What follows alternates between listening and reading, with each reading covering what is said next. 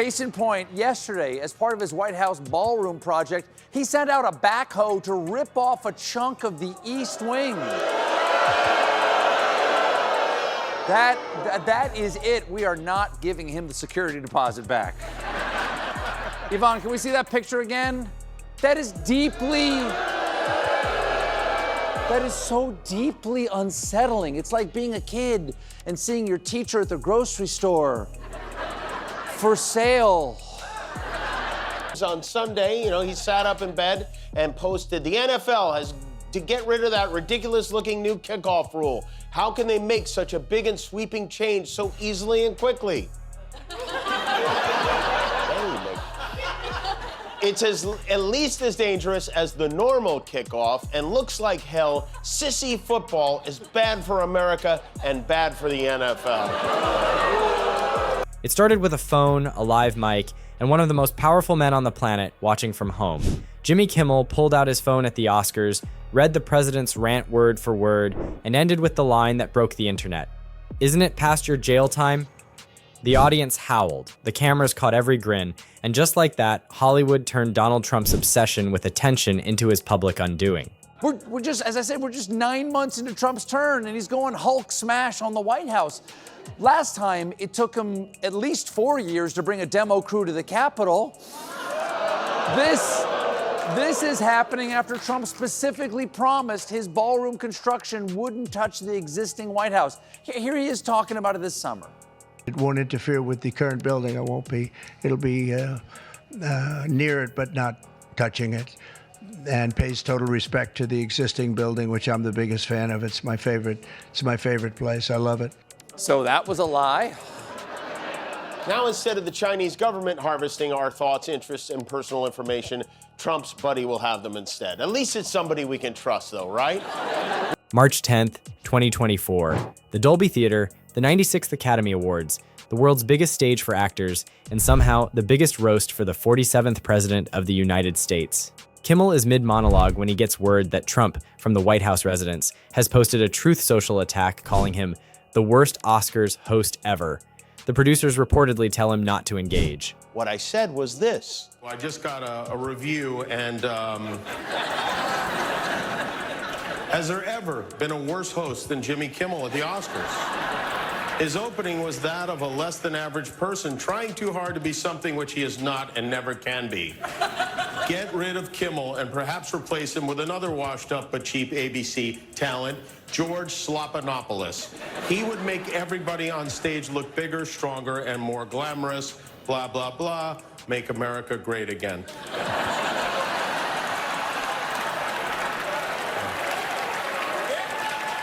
Okay, now, see if you can guess which former president just posted that on Tuesday. Anyone? No? Well, thank you, President Trump. Thank you for watching. I'm surprised you're still... Isn't it past your jail time? Cutaways show everyone from Emma Stone to Bradley Cooper laughing so hard they look like they just witnessed history. ABC's live feed captures the moment. Every outlet from The Guardian to The Hollywood Reporter runs the headline before the credits roll. By the next morning, the White House press office tries to act unbothered, but the internet won't let it go. President watches Oscars, gets roasted by host live on stage. It's not just a punchline, it's a reversal. Time magazine dropped a new issue to commemorate the deal. Let's take a look at his heroic cover shot. Okay. Ooh. Worst Georgia O'Keeffe ever. You know what?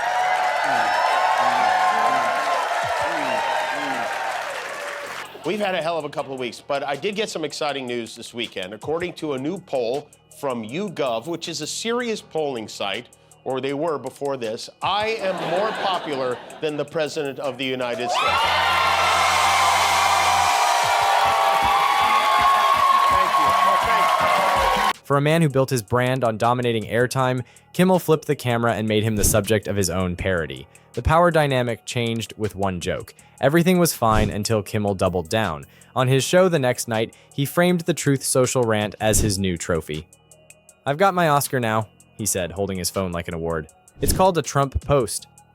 The audience howled again. because the feud had morphed into a one-man masterclass in how to outwit a narcissist on live television. Considering the fact that I'm not a convicted felon friend of Jeffrey Epstein, and I've never paid off a porn star or sent a team of masked goons into a park to pull an old lady away from her grandchildren, I feel like my rating should be higher, maybe, than... At this point, finding a toenail in your salad has a 7-point lead over Donald Trump. And I hope he doesn't see this.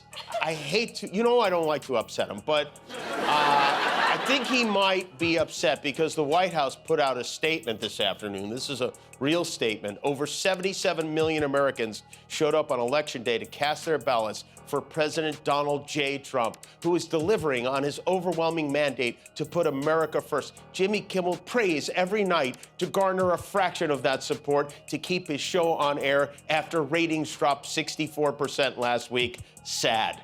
I like sad with an exclamation point.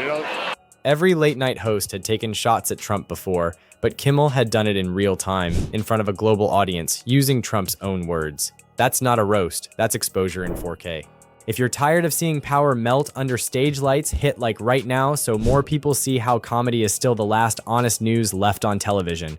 The pattern didn't stop there. October 2025, a new monologue. At this point, should we even believe that this is going to end up being a ballroom? It could just as easily end up being a combination Pizza Hut Taco Bell. Now, someone in his administration is clearly smart enough to know how bad this looks because the Treasury Department is right next door facing the demolition, and Treasury has now told their employees not to share any photos of the construction. Not generally something you instruct when you're proud of what's going on. Hey guys, remember, no photos at my wedding, and it's not because I'm marrying a body pillow of Mariah Carey. Kimmel opens by showing the latest Truth Social tirade. This one about a Time magazine cover Trump hated. He's upset, Kimmel says, mock concerned. Apparently the lighting wasn't flattering. Imagine being the leader of the free world and losing sleep because a magazine caught your bad side. The audience laughs, but the subtext stings. It's the ultimate portrait of fragility, a man obsessed with image, undone by his own reflection. You know what else is sad? That the President of the United States has a lower approval rating than Diddy and diarrhea. That's what's sad. If he's looking, I know he cares very deeply about this sort of thing. If he's looking to improve his approval numbers, I have an idea. Release the Epstein files. Yeah. Did you ever think the President of the United States would be celebrating your unemployment? I mean, that son of a bitch, is really unbelievable. Mr. Son of a bitch. I mean, Mr. Son of a bitch. His royal, yes. Yeah, no, I never imagined that we'd ever have a president like this, and I hope we don't ever have another president like this again.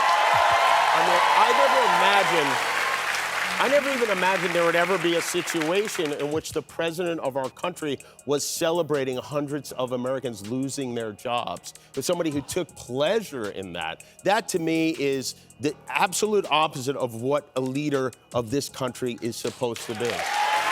CNN and Variety both covered the bit, and late-night fans replayed it for days. That's Kimmel's real weapon. Not outrage, not anger, just surgical mockery that turns self-importance into slapstick. Now switch cameras. It's The Late Show with Stephen Colbert, May 1st, 2017.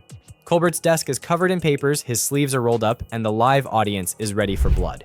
Trump has just given an interview attacking CBS, and Colbert decides to hit back with what will become one of the most infamous monologues in late-night history.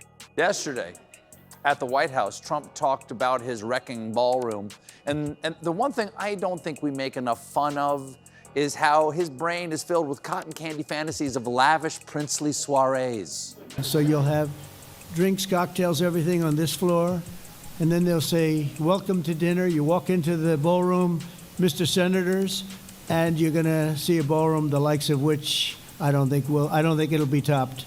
There'll be drinks, cocktails, like this, drinks and cocktails. A vast majority say they want to see the Epstein files. 77% of Americans want the Epstein files released, but 100% of our American president does not want them released. Trump's treating these Epstein files like the grumpy old neighbor on Halloween. He turns off all the lights and just hopes the trick-or-treaters will assume there's nobody home. He's like, do you people not understand what a wonderful secret means? The only thing your mouth is good for, Colbert says, is being Vladimir Putin's holster. The studio erupts. Viewers at home spit their drinks. The FCC gets flooded with complaints, more than 10,000 of them. But when the review ends, Colbert isn't fined, suspended, or silenced. The punchline survives the purge and the ratings spike. Even the regulators realized it was a joke, not a scandal. The line that almost cost him his show became the line that defined it. Couldn't have this wonderful news for my dear friend Jimmy and his amazing staff. They continue their show. That's right. You know, I'm so happy for them. Plus, now that Jimmy's not being canceled, I get to enjoy this again. Yeah.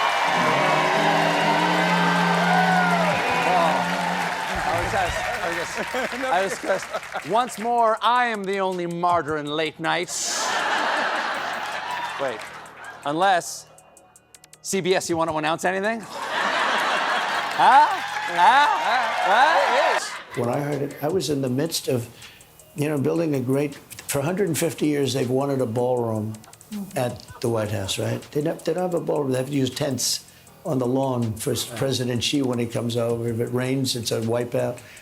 And so I was with the architects that would design. It's going to be incredible. Like that. And why are we building a $200 million ballroom in the White? Is it possible that he's doing it intentionally so we could be bad about that instead of the Epstein list? By the time he's out of office. Colbert wasn't done. December 2023. Trump, during an interview, jokes that he would be a dictator, but only on day one. The remark sparks a firestorm. Colbert looks into the camera the next night and says, "That's like saying I'll only murder once." The crowd roars. The joke lands because it's not just funny, it's factual, wrapped in timing. That's Colbert's formula. Make the audience laugh at the truth, not around it. So Disney put Kimmel back on because you, the American people, were upset, okay?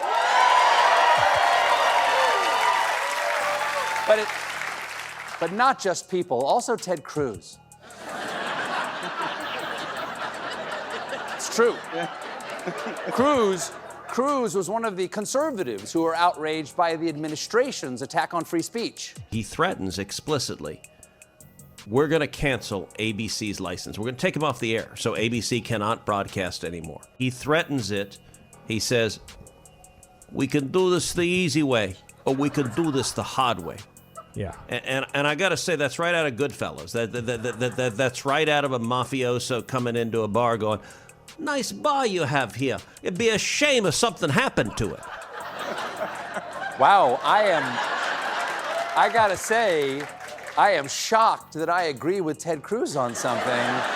Today, Caitlin Collins from CNN asked Trump whether he plans to pardon Epstein's right-hand woman, Ghislaine Maxwell, and whereas he's usually, very quick to weigh in bigly on this type of thing, for this one, suddenly even-tempered and even deferential. The Supreme Court is back in session. They rejected today an appeal by Ghislaine Maxwell to overturn her conviction. That means her only chance at getting out of prison is a pardon from you. Is that something you're open to? Who are we talking about? Ghislaine Maxwell.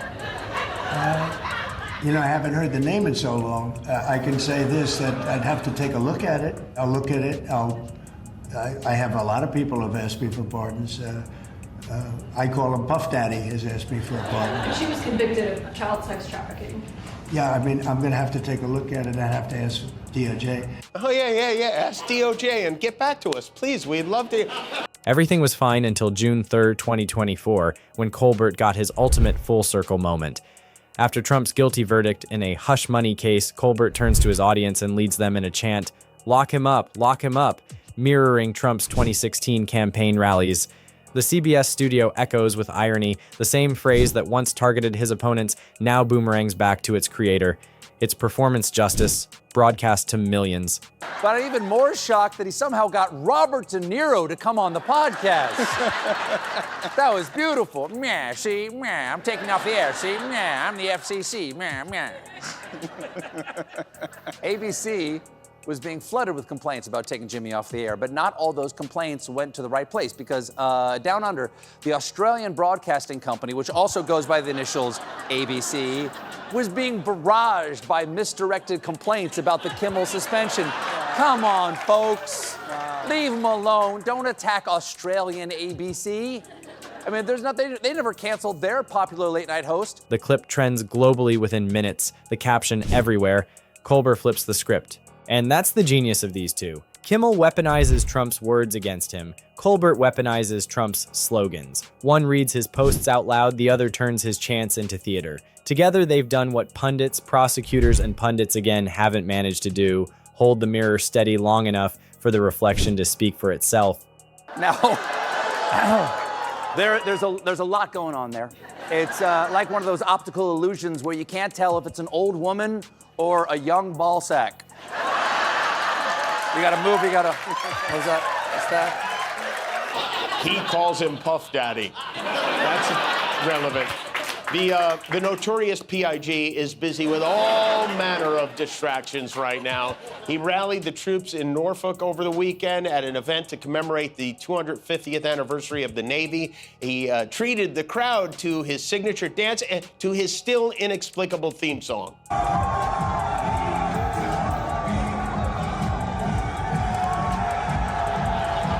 I mean, come on, if you're gonna play the village people, how do you not go within the Navy on that day? It's not... Trump calls them disgusting, low-rated, and failing, but the data disagrees. Every insult is free marketing. Kimmel's ratings spike every time Trump mentions him, and Colbert's episodes trend every time he drops a headline-making line. They're living rent-free in Trump's head, and he's paying the ad budget. Everything was fine until Trump learned the same lesson every politician learns eventually. You can't out-insult a comedian with live airtime. It's been a tough PR week for the GOP. Last week, Politico published a young Republican group chat loaded with horrible messages like, "I love Hitler." Then, a Republican congressional staffer was seen on Zoom with a Nazi swastika American flag hanging on the wall behind him. But folks, that's all in the past. Until yesterday, we found out that a Trump nominee boasted of having a Nazi streak in group chats. All right, Yvonne, let's reset the counter. Days since last Republican Nazi thing. There you go. Dancing Donald wasn't the only Trump on hand to fire the sailors up.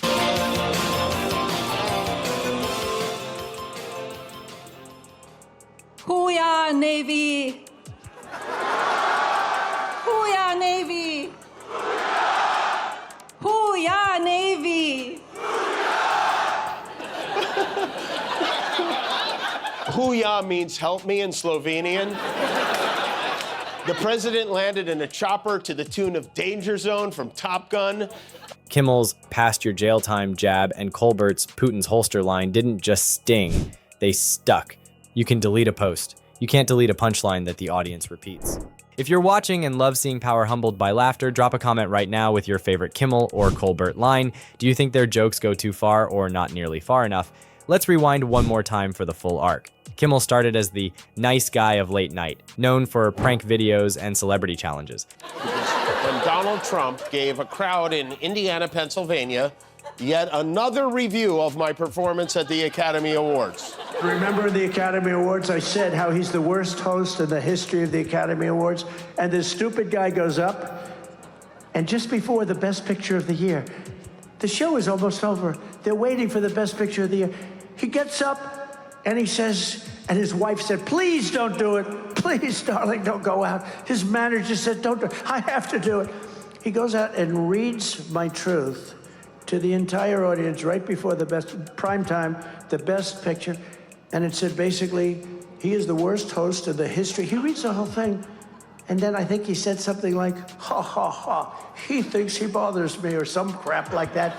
I said, he's one of the dumbest human beings ever. He should have listened to his wife. What a dope. Duck Rabbit. Now, of course, hey, how's it going? Of course, the President of the United States is far too busy hammering out the details of a deal to end a generational conflict in the Middle East to worry about how he looks on some bi-weekly magazine, you would think. But, of course, he posted, "Time magazine wrote a relatively good story about me, but the picture may be the worst of all time." He's right. You gotta hand it that. It is. It is one of the worst. Trump's greatest asset has always been his need to be seen, and Kimmel and Colbert have turned that addiction into entertainment's most consistent takedown. They didn't expose him with leaks or secret sources.